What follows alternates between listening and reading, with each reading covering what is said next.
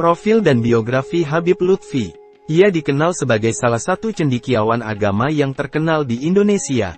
Cendekiawan yang kini menjabat sebagai Ketua Majelis Ulama Indonesia ini berasal dari Pekalongan, Jawa Tengah. Ia juga dikenal sangat akrab dengan Presiden Joko Widodo atau Jokowi. Berikut profil dan biografi Habib Lutfi. Profil dan biografi Habib Lutfi. Habib Lutfi sendiri lahir di Pekalongan pada hari Senin pagi pada tanggal 10 November tahun 1946. Jadi, sekarang Habib Lutfi berusia sekitar 72 tahun. Beliau adalah putra dari ibu yang bernama Sayyidah Al-Karimah Syarifah Nur. Ibunya yang dikenal sebagai seorang syarifah, keturunan Nabi, memberikan nama yang sangat indah kepada beliau yaitu Habib Lutfi bin Yahya. Ayah Habib Lutfi bernama Al-Habib Al-Hafiz Ali Al-Ghalib. Habib Lutfi sejak kecil memang sudah dikenalkan dengan ilmu agama karena ayah beliau terkenal sebagai ahli agama. Dan jika ditanya siapa guru dari Habib Lutfi yaitu ayahnya sendiri yang bernama Al-Habib Al-Hafiz Ali Al-Ghalib. Sedari kecil beliau sudah terbiasa belajar tentang agama Islam dan tentunya ilmu agamanya sudah tidak diragukan lagi. Namun, demi memperdalam ilmu agamanya, tidak cukup dari ayahnya, Habib Lutfi juga menempuh pendidikan agama di Madrasah Salafiyah di Pekalongan. Hanya dalam waktu 3 tahun, Habib Lutfi berhasil menyelesaikan pendidikannya di madrasah tersebut. Namun, untuk mencapai posisi ulama seperti sekarang, ia tidak hanya mengandalkan pendidikan Salafiyah saja. Ia memanfaatkan kesempatan belajar di beberapa pesantren dan sekolah yang berbeda. Saat Habib Lutfi berusia 12 tahun, ayahnya, Habib Ali, meninggal dunia. Ia kemudian belajar dari pamannya, Habib Muhammad bin Hashim, dan melanjutkan pendidikannya di Pondok Bondokereo Cirebon di bawah asuhan Kiai Haji Muhammad Kaukab, Kiai Haji Muhtadi, dan Kiai Haji Arsyad. Setelah menuntut ilmu di Jawa Barat, Habib Lutfi berkesempatan untuk belajar di luar negeri, tepatnya di Hadramaut selama kurang lebih 3 tahun. Setelah kembali ke Indonesia, ia melanjutkan pendidikannya di beberapa pondok pesantren ternama, seperti Pondok Pesantren Kliwet, Pondok Pesantren Tegal, dan Pondok Pesantren di Purwokerto. Habib Lutfi bahkan pernah berguru pada ulama besar, Kiai Masum, yang berasal dari Lasem, Rembang. Pada saat itu, ia bertemu dengan seorang perempuan yang kini menjadi pasangannya. Istri dari Habib Lutfi adalah saudara dari Syarifah Salma binti Yahya. Habib Lutfi membuktikan bahwa meskipun melalui perjodohan, ia masih bisa menjaga pernikahannya hingga sekarang. Dari pernikahannya, Habib Lutfi diberkahi dengan 5 anak, 2 laki-laki dan 3 perempuan. Anak-anak Habib Lutfi bernama Syarif Muhammad Bahaudin, Syarifah Zainab, Syarifah Fatimah, Syarifah Umi Hanik, dan Syarif Husain. Mereka semua memiliki penampilan yang menarik dan cerdas dalam pengetahuan agama. Silsilah tarekat dan bayat Al-Habib Muhammad Lutfi bin Ali Yahya mengambil tarekat dan hirka Muhammadiyah dari para tokoh ulama. Dari guru-gurunya ia memperoleh izin untuk bergabung dan menjadi pemimpin. Di antara para guru tersebut adalah tarekat Naqsyabandiyah, Khalidiyah dan Syaziliyah, Al-Aliyah dari Al-Hafiz, Al-Muhadis, Al-Mufasir, Al-Musnid, Al-Alim, Al-Alama, Gauts Az-Zaman Sayyidi Syekh Muhammad Asyad Abde Malik bin Qut Al-Kabir, Al-Imam, Al-Alamah Sayyidi Syekh Muhammad Ilyas bin Ali Bihamid. Sanad Naqsyabandiyah Al-Khalidiyah Sayyidi Syekh Asyad Abde Malik dari ayahnya Sayyidi Syekh Muhammad Ilyas bin Ali Bihamid dari Qut Al-Kabir Sayyid Salaman Zuhdi dari Qut Al-Arif Sulaiman Al-Quraimi dari Qut Al-Arif Sayyid Abdullah Afandi dari Qut Al-Gauts Al-Jami Al-Mujadid Maulana Muhammad Khalid sampai pada Qut Al-Gauts Al-Jami Sayyidi Syah Muhammad Bahaudin An-Naqsyabandi Al-Hasni. Tarikah Syaziliyah dari Sayyidi Syekh Muhammad Asyad Abde Malik, yang berasal dari Al-Alim Al-Alama, Ahmad An-Nahrawi Al-Maki, seorang mufti Mekah Madinah, Al-Kabir Sayyid Solih Al-Hanafira. Al-Habib Muhammad Lutfi menerima ijazah menjadi mursyid, hirkah, talqin zikir khas, dan am dari tarikah Al-Alawiyah, Al-Idrusyiyah, Al-Ataiyah, Al-Hadadiyah, dan Yahyawiyah.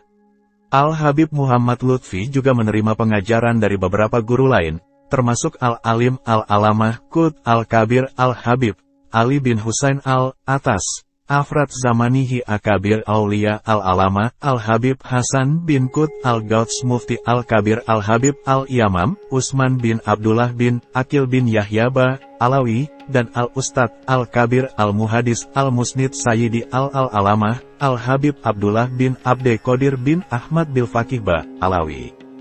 Tarikah Al-Qadiriyah An-Naqsyabandiyah Al-Habib Muhammad Lutfi juga menerima pengajaran dari Sayyidi Al-Imam Ali bin Umar bin Idrus bin Zain bin Qut Al-Gauts Al-Habib Alawi Bafaqih Ba Alawi negara Bali, yang merupakan seorang alalim al-alamah tabahur dalam ilmu syariat, tarikah, hakikat, dan tasawuf.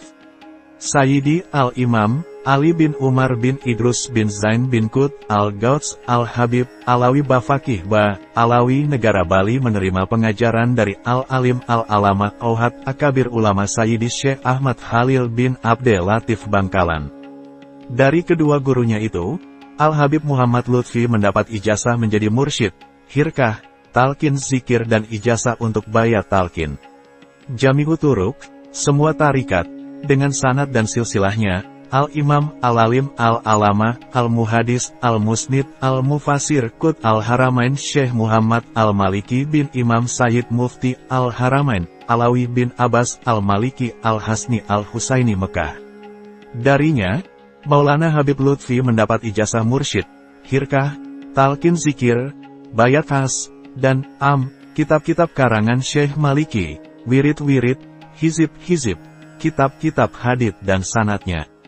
Tarikah Tijaniah Al-Alim Al-Alamah, Akabir, Aulia, Al-Kiram Rasul Al-Muhibin, Ahli Bait Sayyidi Said bin Armiya Giren Tegal. Kiai Said menerima dari dua gurunya, pertama Syekh Ali bin Abu Bakar Basalamah. Syekh Ali bin Abu Bakar Basalamah menerima dari Sayyid Alawi Al-Maliki. Kedua Syekh Said menerima langsung dari Sayyid Alawi Al-Maliki. Dari Syekh Said bin Armiya itu Maulana Habib Lutfi mendapat ijazah, talqin zikir, dan menjadi mursyid dan ijazah bayat untuk khas dan Keseharian Habib Lutfi bin Yahya. Kegiatan dan aktivitas Habib Lutfi bin Yahya diantaranya, 1. Pengajian tarikah tiap Jumat Kliwon pagi, Jami'ul Usul Tarik Al-Aulia. 2. Pengajian Ihya Ulumuddin tiap Selasa malam. 3. Pengajian Fat Al-Qorib tiap Rabu pagi, khusus untuk ibu-ibu. 4. Pengajian Ahad pagi, pengajian tarikah, khusus ibu-ibu. 5. Pengajian tiap bulan Ramadan, untuk santri tingkat aliyah. 6. Dakwah ilallah berupa umum di berbagai daerah di Nusantara. 7. Rangkaian Maulid Kanzus, lebih dari 60 tempat, di kota Pekalongan dan daerah sekitarnya. Dan kegiatan lainnya, Rois, Jatman, Jamiyah Ahli Tarikah Al-Mutabarah An-Nahliyah, yang berafiliasi kepada organisasi Islam Nahdlatul Ulama. Jabatan organisasi Habib Lutfi bin Yahya. Karir 1. Rais Jamiyah Ahli At-Tarikah Al-Mutabarah An-Nahliyah tahun 2005 sampai tahun 2010, periode kedua. 2. Ketua Umum Majelis Ulama Indonesia Jawa Tengah, tahun 2005 sampai tahun 2010. 3. Ketua Umum Majelis Ulama Indonesia Kota Pekalongan, tahun 2005 sampai tahun 2010. 4. Paguyuban Antar Umat Beriman, Panutan, Kota Pekalongan. Isah teladan Habib Lutfi bin Yahya. Meski secara nasab beliau keturunan Nabi Muhammad, tak pernah sedikit pun ada rasa sombong, meremehkan orang lain, termasuk non-Arab, ajam. Selain didikan keluarga, sejumlah kiai yang pernah menjadi gurunya turut andil besar dalam mencetak kepribadiannya. Abahnya, Habib Ali juga pernah nyantri pada Mbah Soleh Darat, Semarang. Jadi dalam keluarga beliau tak ada lagi istilah Arab non-Arab. Seperti difirmankan Allah, yang penting kadar ketakwaannya. Hal ini pun ditanamkan Abah pada beberapa habaib yang lebih junior, kata Kiai Zakaria. Dari sini tak mengherankan jika dalam kehidupan sehari-hari Abah selalu menggunakan bahasa Jawa, bukan Indonesia, apalagi Arab. Baik kepada santri maupun tamu yang dikenalnya. Abah itu sudah Jawani, cenderung Jawa, bukan Habib yang eksklusif. Semua orang dan kalangan merasa dekat dengan beliau, karena Abah tak suka penghormatan yang berlebihan. Berapapun jumlah orang yang ingin bersalaman, dilayani. Beliau malah tidak suka pengawalan khusus. Beliau sangat egaliter, merakyat, timpal salah seorang dekatnya. Tamu Habib memang datang dari berbagai kalangan, mulai dari pejabat pemerintah, anggota dewan, pengusaha, seniman, artis hingga rakyat jelata. Namun begitu beliau tak pernah membeda-bedakan. Dengan tekun Habib mendengarkan satu persatu permasalahannya untuk kemudian memberikan solusinya, sehingga mereka pun pulang dengan perasaan puas. Habib Lutfi memang seorang yang dikenal, gampangan, tidak suka ruwet, apalagi neko-neko. Rumahnya 24 jam siap menerima tamu, dari orang biasa sampai pejabat. Lah, pernah Bapak Kapolwil bertamu ke sini, malah diajak ikut rapat panitia maulid di luar. Terang saja panitianya yang kalang kabut. Tapi justru di situ nampak tidak ada perbedaan, sambung Zakaria tertawa kecil. Beliau pun tak segan-segan ikut mengatur hal-hal yang dinilainya belum beres, secara spontan. Misalnya, mengatur barisan yang sulit diatur. Untuk itu beliau rela turun dari panggung, meninggalkan para undangan dan tamu terhormat.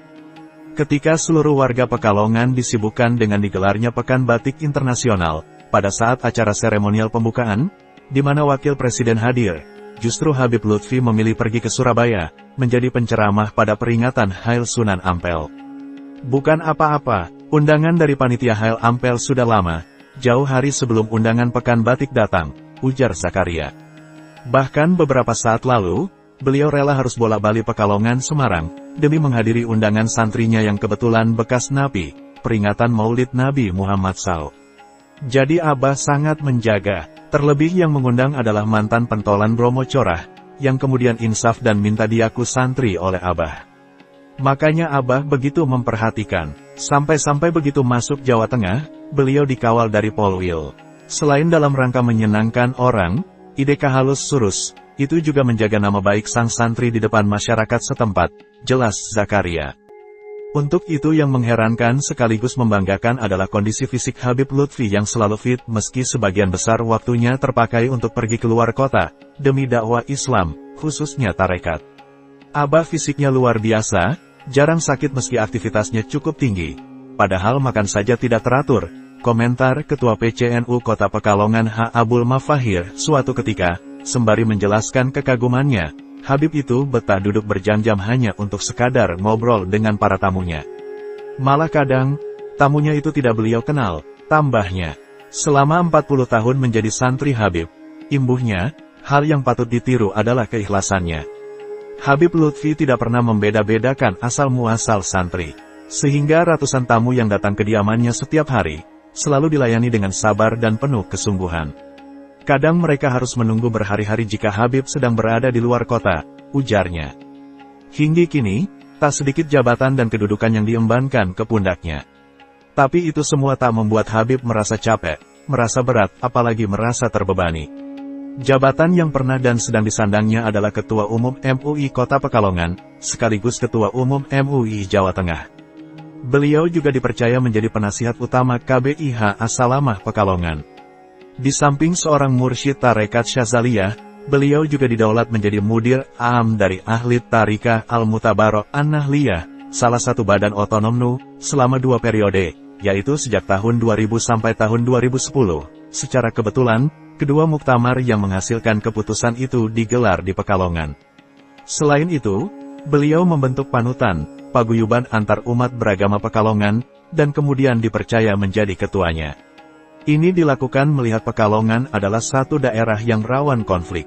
Dikisahkan, saat terjadi aksi perusakan dan pembakaran rumah serta fasilitas lainnya miliki keturunan Cina di Pekalongan 20 tahun silam, tepatnya pada 20 November 1995, semua kiai Pekalongan angkat tangan.